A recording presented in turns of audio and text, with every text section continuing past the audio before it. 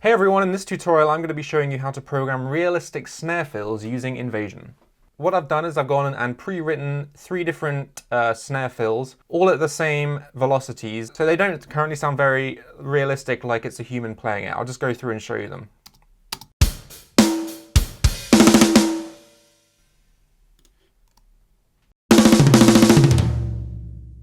And this last one I want to be crescendo up. Right, so let's go and work on this first one. I wanted this one to be like a slower kind of rock snare fill, so I was thinking the first 4 notes could be sort of quieter, sort of like a almost ghost note level, and then these last ones to be accents. So I'm just going to bring these down to like 110 or something, because that's like a normal hard hit for a drummer in this pack. And I'm just going to guess ballpark somewhere, let's try 40. Might be too loud or might be too soft. Let's have a listen. Cool. So now we need to start thinking about how drummers play in reality. Obviously, some drummers are more precise in terms of velocities than others, but everyone is human and no one is going to be hitting the exact same velocity hit after hit. So that's what we're trying to recreate. Now I'm a right-handed drummer, so my right hand is stronger. So it tends to be that the right hand will always be a little bit harder, for me anyway. So I'm going to try and mimic that. So I've brought the right hand, given this is just going to be right, left drumming. Right, left, right, left. The right hands are a little bit louder. Let's just see how that sounds. Cool. Because they're louder, now they're a little bit too loud, I'm going to bring them all down, but keep the distance between those two. That's sounding cool. Something I'm going to do is decrease the separation in velocities between these 2 accents and these 2 softer hits. So I'm simply going to drag the velocities of those up a bit. Kind of like we've got a very quick crescendo. We're going to bring these down a bit. Maybe a bit too much. We want it to sound nice and smooth. That's sounding pretty good to me. Because no drummer hits exactly the same, I might bring this last hit down a tad. I like that, but I'm going to bring those down actually. To me that sounds really realistic. So I'm actually happy with that. I think that sounds nice. So let's move on to the next one. This is like a very quick metal, death metal-y drum fill. So, how do we make this sound nice and realistic? Often in metal with fills, the temptation is to make them really hard hitting. But in reality, unless you're like Alex Rudinger, you're not going to be doing rim shots on the snare at whatever this is, 210 beats per minute. So, we're going to be bringing those down to be not rim shots. That's already sounding better.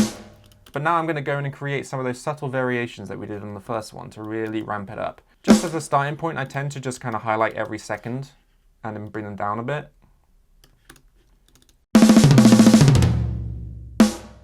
But now I'm going to go in and create some more unique variations. I might bring the whole thing down a bit. They're sounding a bit hard to me.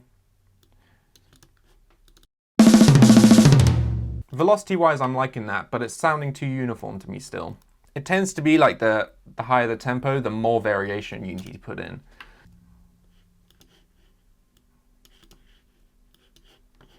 See what this sounds like. First one sounds good, second one sounds odd. Let's try bringing those middle 2 down. I think that's starting to get in a good ballpark. So now let's go and look at these toms. I know we said snare fills, but whilst we're here, we may as well take a look at these 2. So I'm going to do the same thing. Last 2 hits, just bring down. To me, that sounds pretty good now. Let's create some more variation in this, maybe. Maybe bring them further down, actually. we've got some nice variations. Let's take a look in the step editor. So as you can see, there is consistency to it, but the consistency is in the variation, which is really what drummers will do just naturally. You can see it kind of follows a similar pattern, but in a way that makes it sound really realistic to my ears. If you want them to be a little bit harder, don't be afraid to bring them up, but there is going to be a threshold where it starts to sound artificial. Cool. Let's move on to the next one. So for this one, I wanted to create a nice crescendo, which currently obviously is not. So in Logic, the really quick way to make crescendos with MIDI notes is to go into the step editor.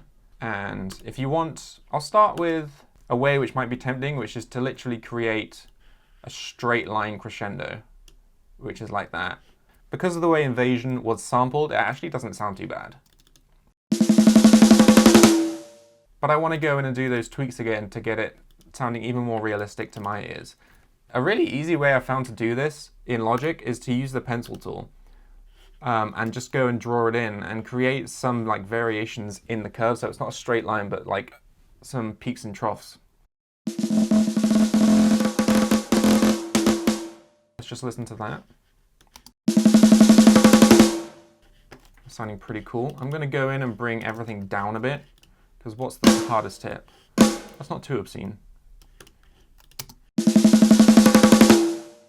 Cool, it's getting a bit intense around here. Yeah. So I'm going to go back into the step editor. You can see here they kind of level out a bit. So I'm going to bring that down. It's starting to sound nice. I can hear this one's just poking out a bit. I don't really want those two to be louder than these ones because it's a crescendo, so I'm just going to...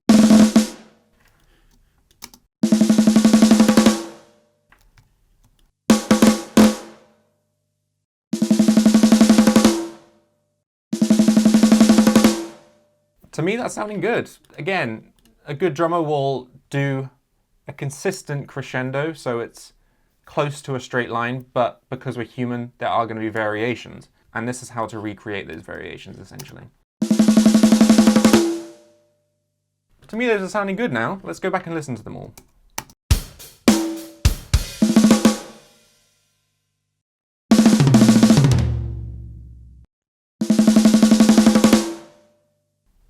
So there we go, guys. There's different ways you can do it, but that's just how I go in and program realistic snare fills. Well, I hope you enjoyed it. I hope it was easy to follow and informative, and I hope you can take this and use them in your own compositions and productions and make some really realistic sounding drums. Catch you next time.